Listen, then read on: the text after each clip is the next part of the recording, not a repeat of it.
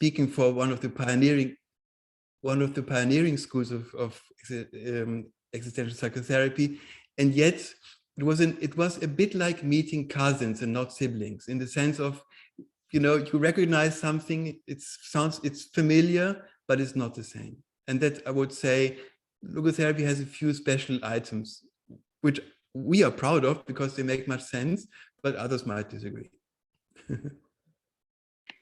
Beautiful, thank you. Appreciate it. Thank you.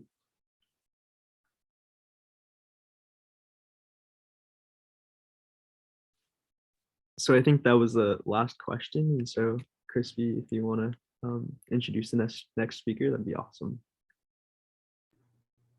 Yeah, absolutely. And Alex, whenever you get a chance, I think there was one more that just rolled in from Derek.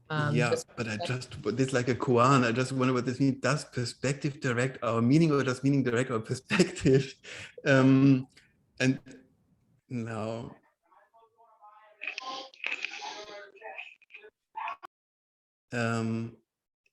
Wait, Derek, is Derek here? Hello, Derek. Would you like to? It's a beautiful. It's like a poem, but I don't exactly know what you mean. So, we've been talking about meaning a lot, and I was wondering if, we talked about mind shift or mindset shift, which in other words may mean perspective. And I was wondering if we change our perspective to a scenario, does that add meaning to it? Or say if something was already there, does the meaning affect our perspective? Wow, that's a very subtle question. Beautiful. I would say, okay, I sound a bit romantic now, but nonetheless, it's true. If whatever it is which attracts our benevolence or our hope that something can be changed to the better, or be a more of these incomplete facts being a warmer fact, a more light in the dark world, more healing in the broken world. Either you see it because you encounter it, and that's of course easier because then or you have to look for it first. And I think that's a perspective taking. But in both cases, in the beginning, or at least maybe not at the beginning, but at some point, something like benevolence or the interest that really, look, this world is so much, if you really open up, and if we in the Western world being, living in a very wealthy times, despite COVID, still we are, we have too much sometimes. We often lose oversight how much need there really is. Yeah. And then the perspective change. Sometimes we have to force ourselves to look beyond, the bubble, which is so beautiful, and see, look, and then see that it is even more beautiful. It's not nice, but it's even more beautiful to see that this world is broken. That is not nice, but that we can do something, that we are receptive to it, also tells us a lot about this world. You see what I'm saying? Yeah. So I think either way, whether you first find meaning and then change your perspective, or you first have to change perspective in order to find meaning, it's a very subtle question. It's the first time I hear this question in many years, but I think what counts is the quality of it. Why do we do it? Yeah. And then we can transform it either way, so to speak. Being meaning first or perspective first. Yeah. The point is how do we make this process into a benevolent process, so to speak. Thank you very much. I appreciate that. Thank you. Excellent. Thank you all so much for your questions. They were really great to hear. And so now I would love to introduce our next speaker, Alex, second Alex of the night. It's so awesome to have you here, Alex. And he is a second-year PhD student in the social psychology program at the University of Arizona, studying under the mentorship of Dr. Jeff Greenberg currently. He's interested in studying the effects of mystical experiences on terror management theory processes. His research is partially inspired by recent results using psychedelics to treat several psychological diagnoses. Alex received his Associate of Applied Science and Electronic Systems Technology from the Community College of the Air Force while he was serving as a computer network engineer. After his military contract ended, he earned a Bachelor of Arts degree in psychology at the University of Colorado Springs. And without further ado, I would love to welcome Alex Seeloff to the table. And Alex, you mentioned that you had some slides that you could share here. So feel free to do that. And while you're getting that up, we got another question, sorry. We got another question here for Alex Watiani. Who was that? Drew. Yeah, so just typing that into the chat would be really wonderful. Oh, Robin, you got that. Great. And Victor, you also had a question as well. So we can revisit that at the end, or you can ask now, whatever works best for you. I'll shoot it now, but if you think it's too long, I'm happy to get back to it later if there's time. I was just wondering, so like, how do you deal, I guess, with like, I don't know, like pathological meaning? Like I'm thinking, for example, you are a very alone individual, and then here comes, this may be an extreme example, but you're a lonely individual, and here comes a group of neo-Nazis, and they're like, hey, you're our friend. And you're like, oh my God, like, thank you so much. You love me? Wow, these are my friends. I have found meaning. Your perspective changes, and now you're a neo-Nazi. Or at least sympathize greatly with them because they gave you love and warmness and compassion. So I'm wondering, like, how do you deal like with helping, like, like what's that about generally, I guess, or like, how do you deal with that?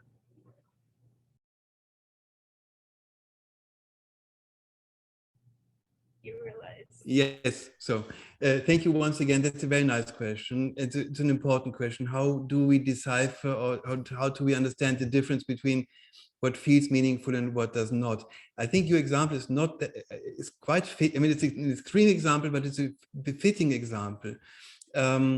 We have one strength which also can become a weakness. We've got an enormous need to belong, yeah, to be part.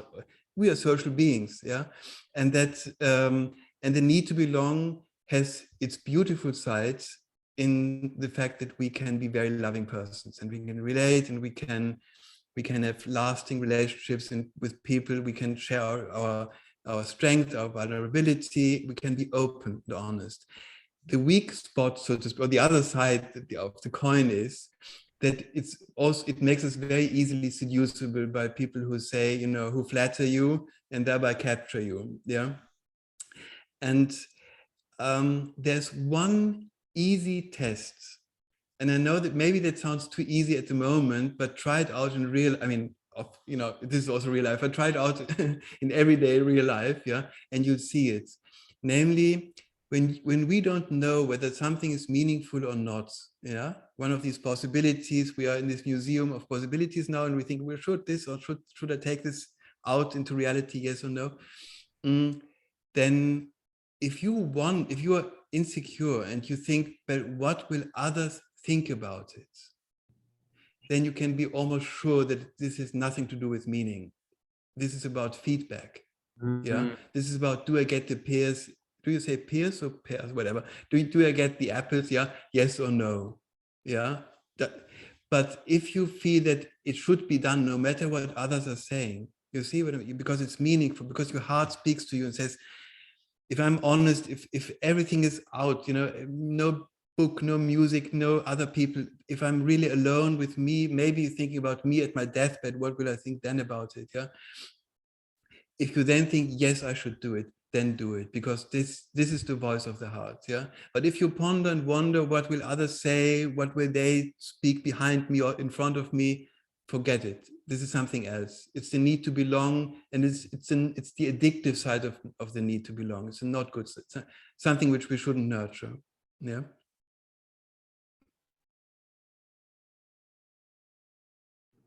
Wonderful. Thank you for that question, Victor. That was awesome. And thank you, Alex, again for elaborating more on that really important question. As our other Alex starts and gets those slides up, I do want to say thank you so much for answering every question with such intentionality and purpose and just care. And you can hear it in your voice, and it's really wonderful to have you again. And I'm so grateful, and I know that the members of the audience are so grateful. Thank you so much for being here. I know it's really late where you are again, but I really appreciate appreciate it. I can't stop smiling right now. Thank you. Thank you. All right, should I go ahead? Cool. All right. Everyone see that all right? Yes. Cool. All right. So yeah, as Chris introduced, I'm Alex.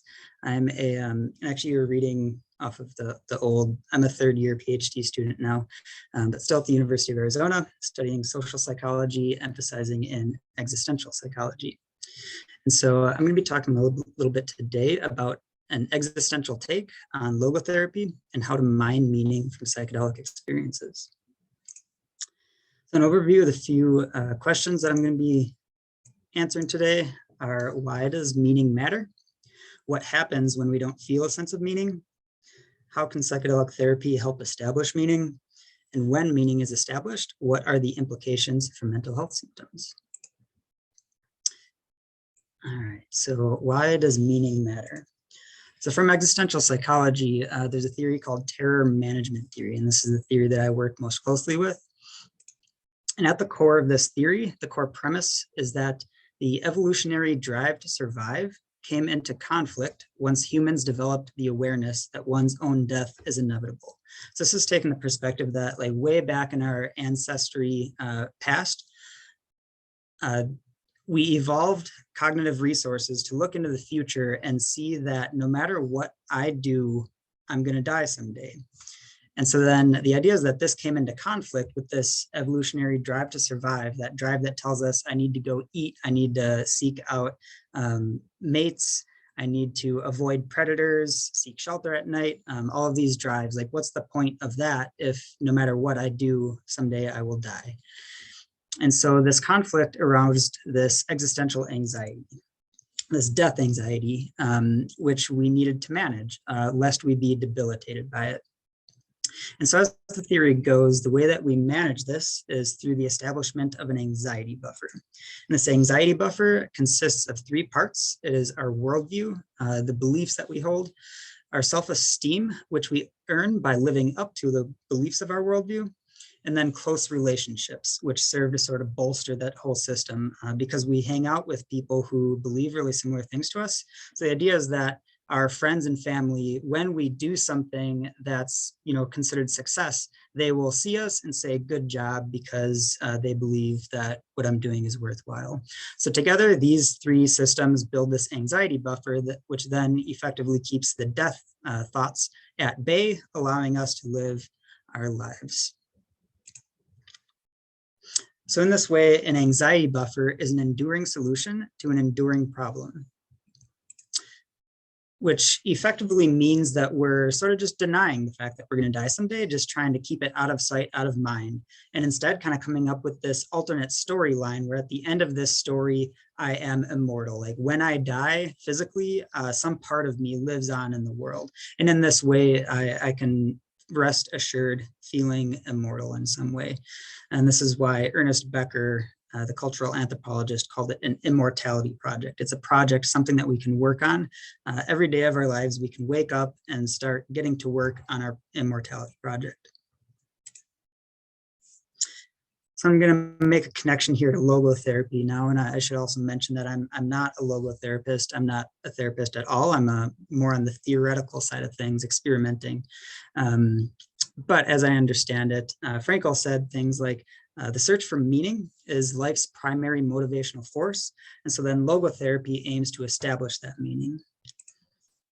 And TMT, terror management theory, takes that one step farther to say that the function of holding that meaning is to serve as this immortality project, which provides us this enduring sense of value.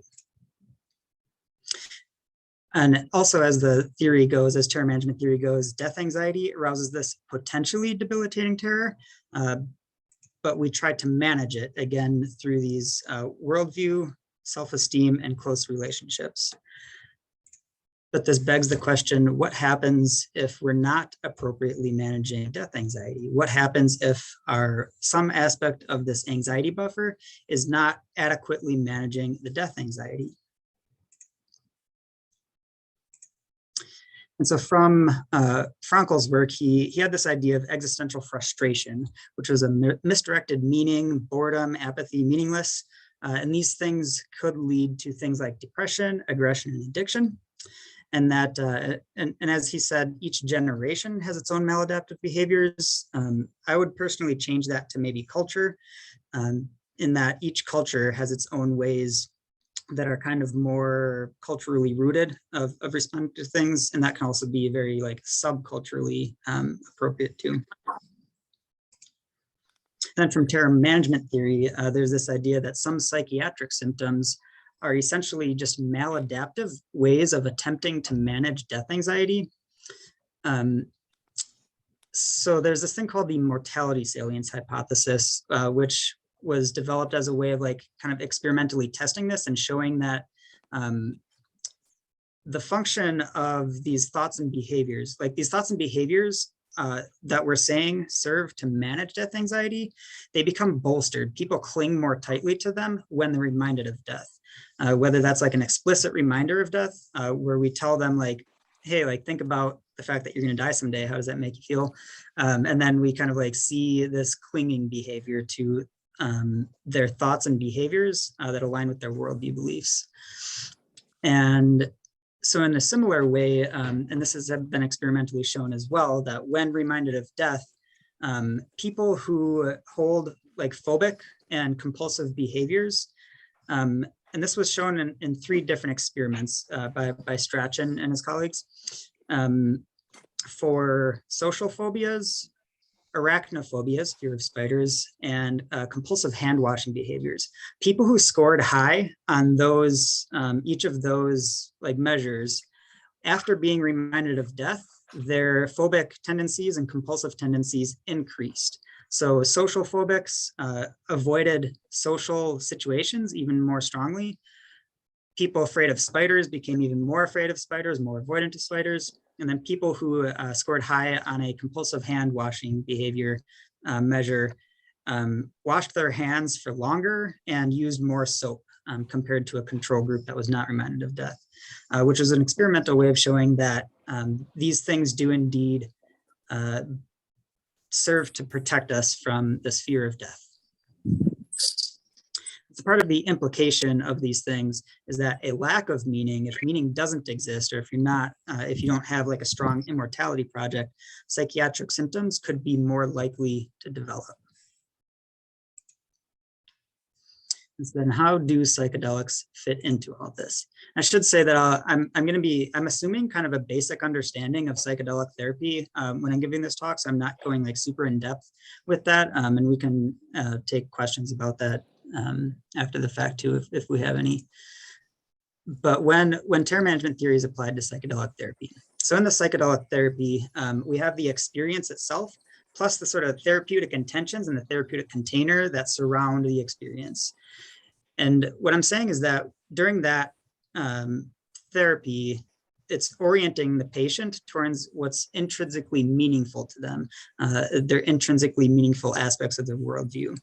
And just to give a couple definitions here, there's a difference between extrinsic and intrinsic, in that extrinsically meaningful things are things that we do as a means to an end, which could be like a job that I do in order to get money. The job is the means to the end of the money. And then intrinsic is an end in itself. So something that I enjoy doing for the sake of doing it. So a job that I just love doing and I want to do it because I love doing it. And then this relates to logotherapy, and this is very much in line with what the other Alex was saying about how the goal of the therapist is to assist the client in finding meaning, and we're not prescribing it to them because it has to be self-discovered. Otherwise, it's not intrinsic. It's not actually meaningful to that person. And I really heard this in his story with the pears and the old lady of like, when in the first condition, the boy was doing it in order to get the apple. He was doing this nice thing in order to get the apple. And then that's this kind of contingent situation, because as he mentioned, like, what if he didn't get the apple? What if she didn't offer it? Then he's failed and he hasn't earned self-esteem. But if he was doing it just to help out and to be a nice person because he wanted to be helpful, he's going to accomplish that either way. And then the apple is just the sort of the cherry on top. And so that's what I think is important in psychedelic therapy. And I think some of the therapeutic container in psychedelic therapy is aimed very much towards this end in protocols like in therapy where they use, or where the therapist is taught explicitly to like not talk, like talk as little as possible and ask them questions, like, because it's kind of taking this opposite approach to like traditional talk therapy where the therapist is like the professional and I'm going to imbue my knowledge onto you, to you as the client. It's kind of taking that opposite perspective that the healing, the source of healing lies within the individual, and the therapist is just there to like support the individual in discovering that and bringing that out. And so then in the integration period, in the weeks and months after the psychedelic session, the dosing session, what's happening there and what I think is a good like target for those sessions is to integrate the meaning that was hopefully discovered during the psychedelic experience, integrating that into the person's worldview, and then encouraging that person to engage in behaviors and relationships which bolster that person's self-esteem. And so in this way, this is essentially repairing the anxiety buffer, the worldview, self-esteem, and close relationships. And once we treat the cause, the idea is that the symptoms will fall away of their own weight. So again, this is also taking a different perspective on treating clinical symptoms, that a lot of current therapy focuses on treating the symptoms and then trying to make the symptoms go away. But this is taking the perspective that if we treat the cause, the symptoms fall away of their own weight. And so in summary, when a person enters into therapy, they come in with their clinical symptoms and an improperly working anxiety buffer. They go in the psychedelic session, and from that psychedelic session, they are exposed to, they see what's intrinsically meaningful to them, whether it be family, religion, or spiritual beliefs, feelings of connectedness to nature, artistic efforts and creative efforts of like bringing some part of yourself out into a project that you can then give to the world that will live on beyond you. And then you integrate whatever is intrinsically meaningful into your worldview. And then through this integration of intrinsic and aligned beliefs and actions into your worldview, you repair your anxiety buffer in this more adaptive way, keeping death anxiety at bay.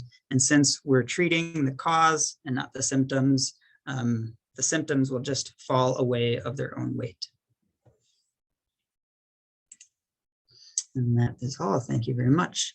If you are interested in reading more about these things, there's a couple of books I can recommend. Ernest Becker is the cultural anthropologist that a lot of terror management theory was founded on, especially The Denial of Death, the second book here. And then The Worm at the Core is a book written by the three original co-founders of terror management theory. And Jeff Greenberg is my current mentor. As I mentioned, Tom Pazinski was my undergraduate mentor in Colorado. And then if you want to learn more about terror management theory in depth, you can check out the Handbook of Terror Management Theory. And if you're interested in specifically the application of terror management theory to psychedelics, you can read my master's thesis, which you can find online, titled Investigating the Potential for Mystical Type Experiences and Related Phenomena to Shift Existential Perspectives. Alex, thank you so much. That was incredible. It was so well done. It really tied both talks together beautifully and in such an awesome interwoven way. And, your perspective and terror management theory as a whole just sheds so much light into the psychedelic space as you use psychedelics to precipitate that meaning, as we talked about with Alex Battiani. So thank you so much for that talk. It was awesome. And the visuals were so cool too. I loved it. Yeah, thank you so much for that. And so Ricky, you can take it away with the questions. Yeah, so if anyone has questions, you can feel free to raise your hand or enter them in the chat, whichever you feel more comfortable with. And it was an amazing talk. Thank you, Alex. Yeah.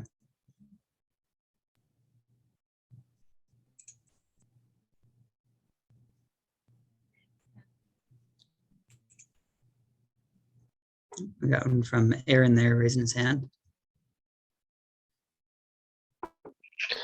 Hi, just want to make sure you folks can hear me. Yep.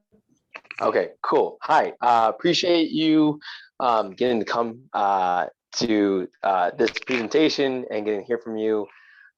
It's awesome as someone who is always trying to learn more about logotherapy, but also aspects of existentialism, right? And having read works of like even like Viktor Frankl, even like Man's Search for Meaning, which is a great hold on if anyone hasn't read it yet. But what I was getting to was in terms of the psychedelic piece, I'm wondering, I know you were talking about a lot of your approaches, the theoretical piece, right? A lot of your concentration focus. I was wondering, what are the correlations or connections to what you've been doing with psychedelic research in like terror management, right? And that of what has been done with CBT, like cognitive behavioral therapy. I don't know how much you're able to speak on that, like seeing the results. I'm sure, right, the psychedelic piece, adding, like you said, that vision piece, like folks are able to see that intrinsic aspect. But in terms of, right, creating that action piece, like, okay, so now that we have this, what are we doing now? Based upon those thoughts and those feelings and those, right, our actions, and then how that circumvents. But yeah, I'd love to hear about the connection if there has been one researched. Yeah, so are you want to connect it to CBT therapy? All right, so I should mention, as I kind of mentioned there, I'm not a clinical psychologist, and I'm not focusing on like therapeutic methods necessarily. So I don't really know a whole lot about cognitive behavioral therapy. If you're able to like speak to a specific aspect of CBT that you see the connection between, I can see what kind of connection comes to mind for me. Yeah, so I'm thinking again, particularly with the main focus of cognitive behavioral therapy, and is how do my thoughts influence my feelings, and how those feelings influence my actions, and based upon my actions, how do those can cause more thoughts that then cause more feelings that cause more actions, and in a way, the theoretical approach or the clinical approach is, okay, how do I help someone to figure out how are those thoughts again impacting those feelings, and before to understand those feelings, to then think of ways on the different courses of action, right, that either help or hinder that individual. Okay, yeah. So talking about like the kind of mutual constitution of all those things and the reciprocal nature of the way that, like, so from social psychology, a lot, like there's two pathways there. Like one is that our thoughts influence our behavior, and then our behavior influences our thoughts. And a lot of the time we base our beliefs about ourselves by kind of observing how we act and behave in the world. And maybe this is just kind of like re-explaining what you already said. But I think that like speaks to earning self-esteem, and how, like I said, you can't like, and I forget how explicitly I mentioned this, but like in order to earn the self-esteem, which is ultimately what's buffering the anxiety, because like if I believe in something but I don't act in alignment with those beliefs, then I'll never earn the self-esteem, because I'm not actually being the person that, and it's almost like more despair, because then I'm not who I believe I should be. And then also like having friends who are like supporting you and telling you good job won't really do anything ultimately if you aren't earning the self-esteem, if you aren't doing what it takes. So ultimately, like there does need to be a focus on that part of it. And I think that's really important, that it's not just a matter of changing your beliefs about the world. It is also about like, okay, what are the practical things that we can do? So from that kind of perspective, I do think CBT, and I do think there's a couple different modes of therapy that would be really amenable to all of this. I mean, logotherapy is like very obvious, like the connections there.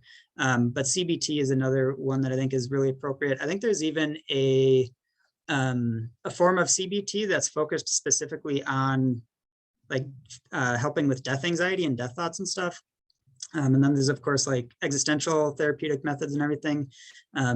So I think they're all really amenable. I guess the one thing that brings everything into focus is that terror management theory would suggest is that like focusing the sense of meaning on things that can be enduring. I mean, maybe that's one slight difference from like meaning as Viktor Frankl theorized it, because he theorized it as being like you can find meaning in any moment, even in like the little moments and stuff. And if I stretch terror management theory, maybe I could like fit that in there. But terror management theory focuses more on like doing things that cause this enduring sense of value that lasts beyond my physical death. No, and that's really helpful, and I appreciate that. I think one of the things that helps, I say like finding the things with Frankl is how not only that, like that meaning, but also like suffering, like how suffering provides like that meaning. So that what you just did there helped me draw a connection with that as well too, just a little bit more. So I appreciate that a lot, and thank you again just for your time. Cool. Yeah. Aiden, got your hand raised?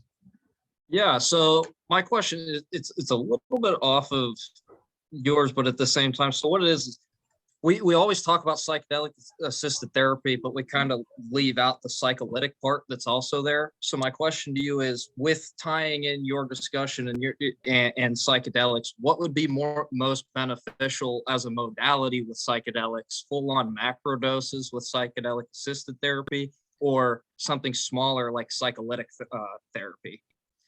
Gotcha. And your use of psycholytics here is based like talking about microdosing essentially?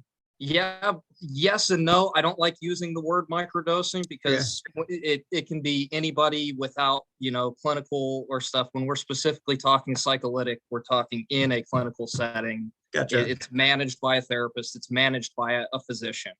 But yes, very similar to microdosing. Something else, and if someone hears me speak incorrectly, please correct me. But through my research, another big thing is, you have your person kind of being there and sitting with your psychedelic assistant, and then you work on the integration, where with the psycholytic, it's more working with them during the smaller level dose. Okay. So kind of which modality would work best with what you're speaking of? Yeah, that's a great question.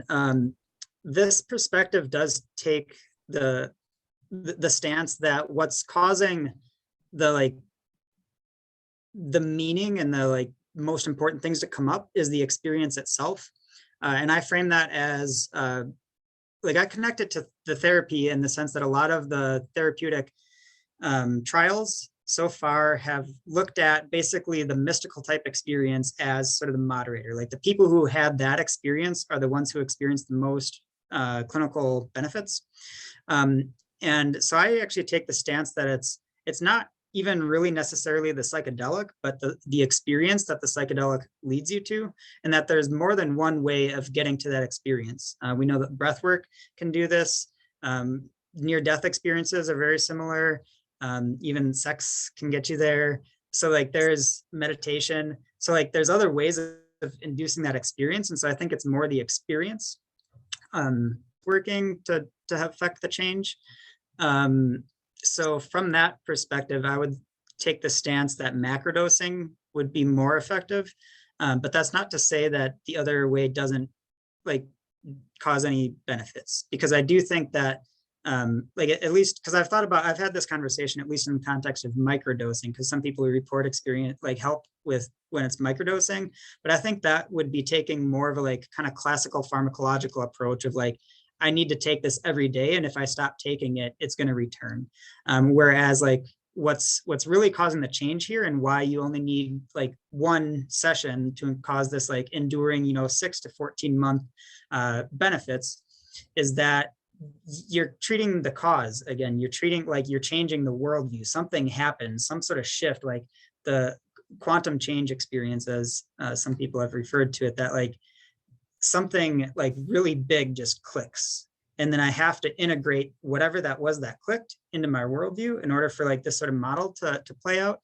So if the psycholytic experience is able to elicit that at some level, I do think there still could be value. And I still do think that and this I don't have much experience with psycholytic doses and how that would sort of play out. But I do think that just because of the effects of smaller doses that might not bring out the full blown mystical experience, there's still this sort of or there can be, especially in the therapeutic environment where it's supported by a therapist, more likely for like these kind of more important things to show up and to have a more like third person perspective on oneself, to be able to like kind of sort these things out in a way that could still be really meaningful, and still like lead to some really big important worldview shifts. Awesome. Thank you so much for your response. Yeah.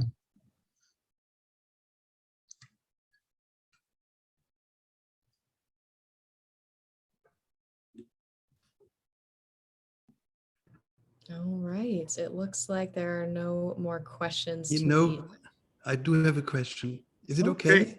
Great. I know I'm an invited lecturer, not, but I take the liberty because from Alex to Alex, so to speak, and I'm not, yeah.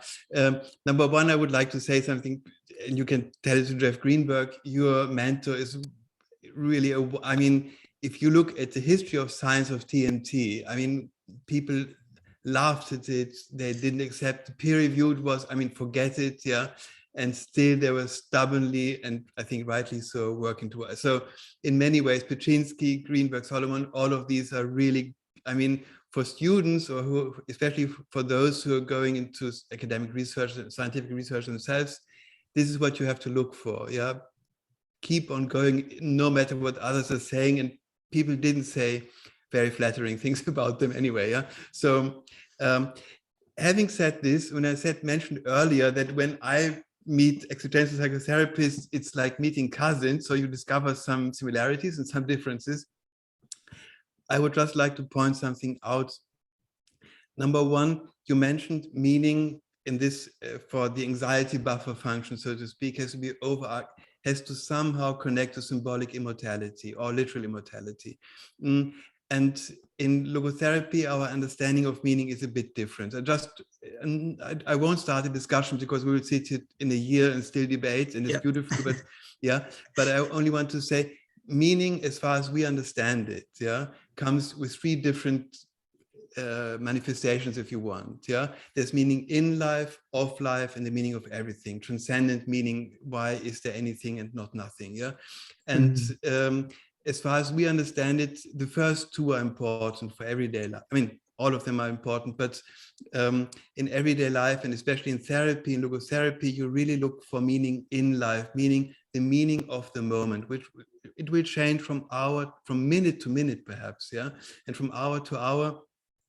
It's always new, and the meaning of life is what you, if you're really lucky, and if you have the enormous grace and mercy of dying or being at your deathbed or at the end of life, cognitively clear and, you know, able to think and talk, and then you will figure out the many loose ends, and we observe this so often, the many open chapters which you feel are, you know, open chapters in your biography, unfinished chapters, find a connection, and then something beautiful happens, because then emerges, it's not constructed, it can be, you understand something which has been there all along, the meaning of a life, yeah. So this is the first or the second thing I want to say, and the third is that there is a slight difference. Now we come to the cousins being not of the exactly, they're not identical twins. Meaning, as far as we understand it, is an end to itself. If meaning needs a further argument, it's no longer meaning, yeah? Whereas meaning in TMT has a function, namely to keep potential death anxiety and terror and fright and so on at bay, yeah? Because you don't even want to confront it, and therefore you need the buffer, no? And I only want to,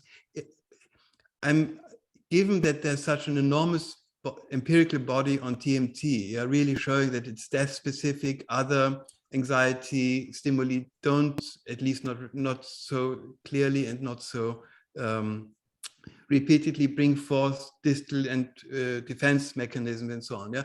But and yet it is, when I read Ernest Becker, and I really like reading Ernest Becker, yeah, I often think, yeah, maybe take another word, because meaning, once again, if you need a further argument for meaning, it's no longer meaning. Meaning is complete in itself. You see what I'm saying? If it's meaning because, and then comes a function, then it's basically a function, yeah, namely anxiety buffer, yeah. So we won't solve this. I just wanted to say this for the sake of closure or completeness.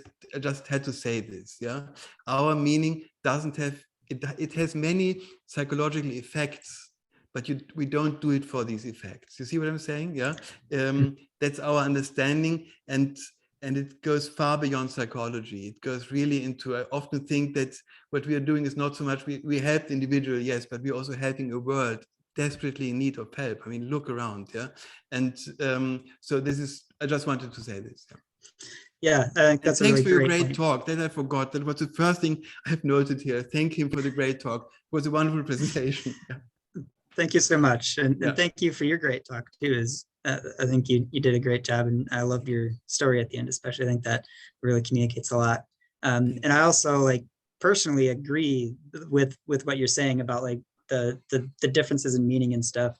I like coming from my empirical sort of perspective, some of the like that other sort of meaning, like in the moment, I think would be a little bit, I don't know, maybe I shouldn't be too quick to say this, but like harder to study in this lab environment where we do this, which is part of the difficulty in like incorporating it into a theory that's very empirically based. Yes. But yeah, personally, I see the value in that, especially like from a practical, like therapeutic standpoint, where you're like talking to somebody that needs like, okay, what can I practically do? I don't need all this like theory that's like way up there. I need like, what can I do? So I think there's value and benefit in that. And also thank you for the kind words about Jeff and them. Yeah, they did go through quite a bit of struggle to get the theory established. And there was definitely a lot of pushback against it. Straight up being laughed at conferences and everything. So yeah, now he's a Regents professor and very much lauded for it. So I'll pass on the good word. Big pioneers. By the way, I would like to share an anecdote, and you can, as a TMTler, you can relate to it. I remember being in the Frankl archives. There's an interview, and Frankl was asked by a very quick interviewer. She would give one question after the other, shooting, and then she finally asked me, "What do you think about death?" And he said something beautiful. His answer was, "As often as possible." As a reminder that, you know, we have responsibility, what we do makes a difference, as a closure to it, and so on. I just wanted, without any implications, I just wanted to share this because it's so nice. Yeah. That's beautiful. Yeah, that really is beautiful, Alex. Thank you so much for sharing that. And thank you so much again to you both. Your presentations were really informative and spoke to a really, really high purpose here. And so with all that being said, everybody, we hope that this discussion has provided you with a newfound awareness for the significance of deriving meaning in life and how that process can be facilitated through undergoing some psychedelic assisted treatment. We would like to really express again our sincerest thank yous to Alex and Alex for taking the time to share your wealth of knowledge and expertise in these important subject areas. We also want to thank all of you for sticking after, for being here a little bit later and being so willing to learn more about logotherapy and psychedelics as well, and the promise of uniting these two fields together to uncover life's meaning as it exists in each and every one of us. So thank you so much. Thanks for being here now. And we really hope to see you again soon at some future events that are held to the public. So thank you all so much for coming. Thank you again to Alex and Alex for being here. And Alex, it's what is it? 1:30 in the morning over in Vienna. Yeah, well, thank you everybody for coming. We really appreciate it. Oh, and if we could we get some people to turn on their cameras for just a quick little photo op? Just put up anything you want, some peace signs or thumbs ups, and we are going. Yeah, use those emotions or reactions to express how you're feeling right now. All right, in 5, 4, 3, 2. Awesome. Thank you, everyone.